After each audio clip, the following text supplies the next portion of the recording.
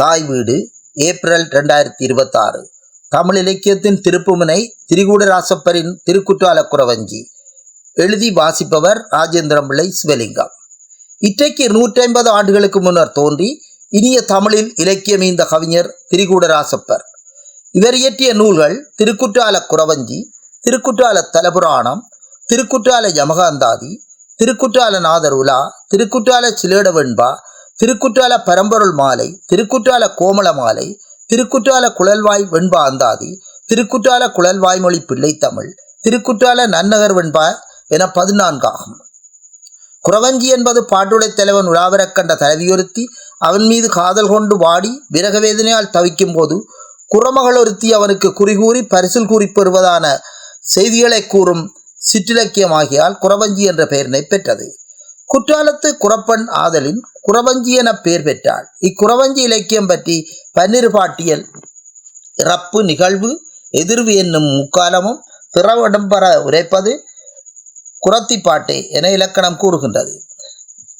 குறவஞ்சியில் திருக்குற்றால குறவஞ்சியும் பள்ளு வகையில் முக்கூடற் பள்ளும் மடல் வகையில் கருணகுலாதித்தன் மடலுமே அறிஞர்களால் ஆகச்சிறந்த படைப்புகளாக மதிக்கப்படுகின்றன. அகப்பொருள் ததும்பிய நாடகத் தமிழில் அமைந்த இக்குறவஞ்சியில் 3 பகுதிகள் அடங்கியுள்ளன. தலைச்சிறப்பு, பாயிரம், நூல்வாழ்த்து என்பவைகளாகும். இத்தகைய அமைப்புள்ள குற்றால குறவஞ்சியில் இறைவன் பவனி வருவது முதல் காதல் வசப்பட்ட வசந்தவல்லிக்கு குறத்தி குறிகூறல் வரை உள்ள பகுதி, சிங்கன் சிங்கியை தேடி வந்து அளவலாவுதல் வரையான பகுதி என 2 பகுதிகளாக பிரித்து சுவைக்கலாம். தமிழ் இலக்கியத்தில் உலாவுக்கு ஒட்டக்கூத்தன் தலை சிறந்தவன் என பலரும் போற்றுவர். உலா என்பது உலகம் போற்றும் உத்தமனோ மன்னனோ இறைவனோ திருவீதியில் உலா வருகின்றனர் என கொண்டு அறிவை, தெரிவை, பேதை, பெதும்பை, மங்கை, மடந்தை, பேரிளம்பெண் ஆகிய 7 பருவத்து பெண்களும் தத்தம் நிலையில் மயங்கி நிற்றல் என பாட்டியல் நூல்கள் பகர்கின்றன. இங்கேயும் திரிகூடராசப்பரின் குற்றால குறவஞ்சியில் குற்றாலநாதர் பவனி வருகிறார். அவர் பவனி வந்த காட்சியை கண்ட கன்னியர் நிலையை மிகவும் சுவையுடனும் எளிய நடையிலும் சித்தரிக்கின்றார் ஆசிரியர். ஒரு கைவளை பூண்ட பெண்கள் ஒரு கைவளை பூண மறந்து ஓடுவர், நகைப்பவரை நாடுவார் கவிழ்வார், கருது மனம் புறம்போக ஒரு கண்ணுக்கு மையெடுத்த கையுமாய் ஒரு கண்ணிட்ட மையுமாய் வருவார், நிருபனிவன் நன்னகரத் தெருவிலின் நடுநேரம் நில்லானோ மதனை இவன் வெல்லானோ என்பர். ஒரு கையில் வளையலடிந்த பெண்கள் மறுகையிலே அணிய மறந்து ஓடுவர். ஒரு கண்ணுக்கு மைதீட்டியவர் உள்ளத்தை குற்றாலநாதரிடம் பறிகொடுத்து விட்டு மறுகண்ணை மறந்து வருவர். இன்னும் சிலர் குற்றாலநாதன் இந்த தெருவிலே சிறிது நேரம் நிற்கானோ என்று ஏங்குவர். மற்றும் சிலர் மன்மதனையும் இவன் தோற்கடித்து விட்டான் என மொழிவர். இவ்வாறு கவிஞர் காட்டும்போது அது உள்ளம் உலாக்காட்சியில் படிந்து விடுகிறது. நான் சொற்றொடர்களின் காதலன் என்றார் யோட்கிட்ஸ் என்ற ஆங்கில கவிஞர். கவிஞர் சொற்களுக்கு சேவகம் புரியக்கூடாது, சொற்கள் கவிஞனுக்கு சேவகம் புரிய வேண்டும். திரிகூடராசப்பரின் கவிதையிலே சொற்பஞ்சம் காண்பது அரிது. சொற்கள் அவரிடம் கைகட்டி வாய்ப்பொத்தி நின்று சேவகம் புரிந்தன. இதனாலேயே இக்கவிஞரது வர்ணனைகள், சொல்லாட்சிகள் என்பன உள்ளத்தை தொடுவனாக அமைந்துள்ளன. நிலப்பிரபுத்துவத்தின் பிரதிநிதியாக கவிஞரால் படைக்கப்பட்ட குற்றால குறவஞ்சியின் தலைவி வசந்தவல்லி மிகவும் அழகு பொருந்தியவள். ஊர்வசியோ திலோத்துமையோ மேனகியோ என எண்ணி வியக்கும் அளவுக்கு அவளை காட்டும் கவிஞர் அவரது வருகையை கையார சூடகமிட்டு மின்னாரை வெல்ல கண்ணில் ஒரு நாடகமிட்டு ஒய்யாரமாக நடந்து வசந்தவல்லி ஓவியம் போல் வந்தாள் என பாடுகிறார். இவ்வாறு வந்த வசந்தவல்லியின் இயல்பை பாடிய கவிஞர் பாதாதிகேச வர்ணனையில் தலை சிறந்து விளங்குகிறார். சிறந்த அணிகளும் ஓவைகளும் இவரது கவிதையில் நிறைந்து காணப்படுகின்றன.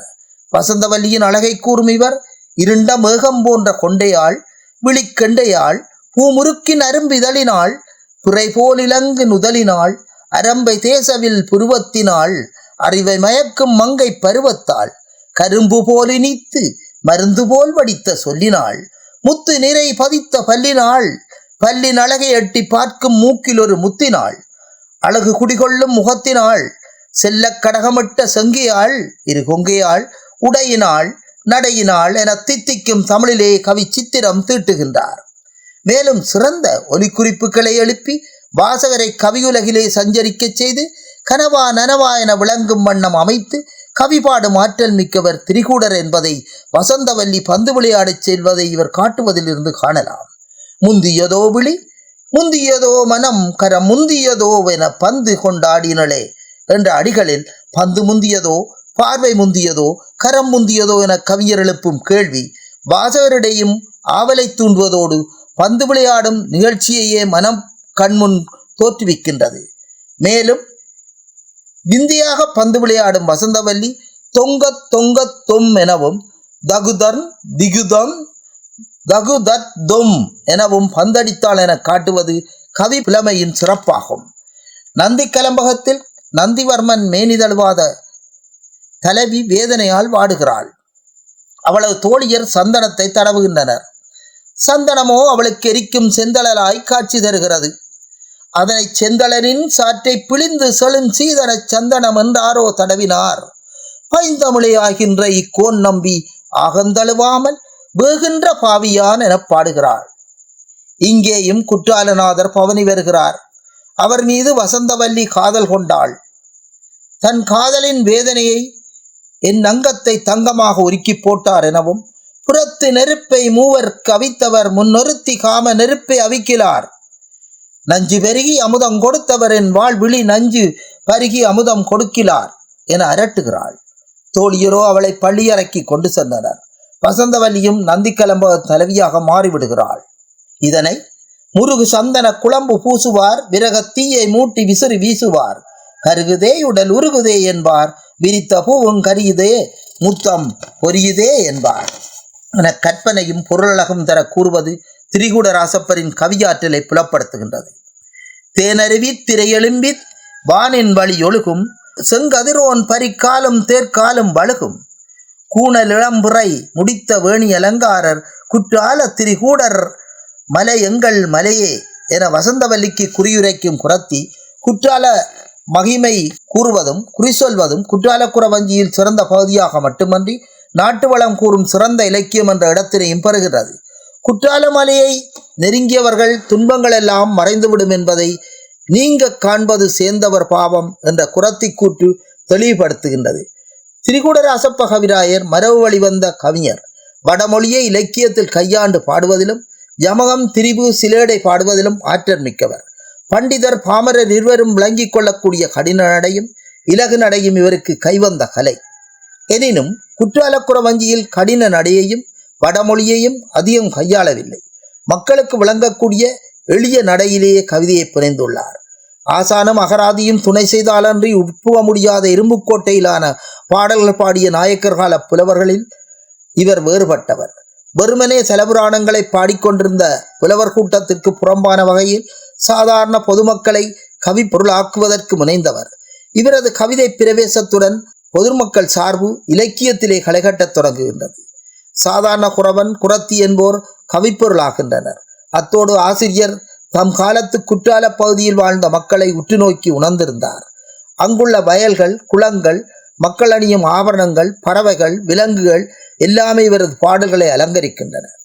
காடை வருகுது, கம்புள் வருகுது, காக்கை வருகுது, கொண்ட கிளாத்தியும் மாடப்புறாவும் மயிலும் வருகுது. எனவே இத்தகைய பொருட்சிறப்பும் அணிச்சிறப்பும் எளிமையும் இனிமையும் எளிதில் பொருள் விளங்கும் தன்மையும் பொதுமக்கள் சார்பும் நிறைந்த குற்றால குறவஞ்சி வெறும் பக்தி இலக்கியம் மட்டுமல்ல, தமிழ் பாட்டியல் மரபின் செழுமையை காட்சிப்படுத்தும் கலைக்களஞ்சியமாகும். திரிகூடராசப்ப கவிராயர் குற்றாலநாதரின் மகிமையை பாடுவதோடு எளிமையும் இசைநயமும் மிக்க தமிழை சந்தநயத்துடன் வழங்கியுள்ளார். இயற்கை அழகு, குரத்தியின் குறிசொல்லும் பாங்கு, இனிமையான சந்தங்கள் நிரம்ப பெற்ற இந்நூல் தமிழ் இலக்கியத்தின் பொருளிலும் போக்கிலும் நோக்கிலும் ஒரு திருப்புமுனை எனலாம்.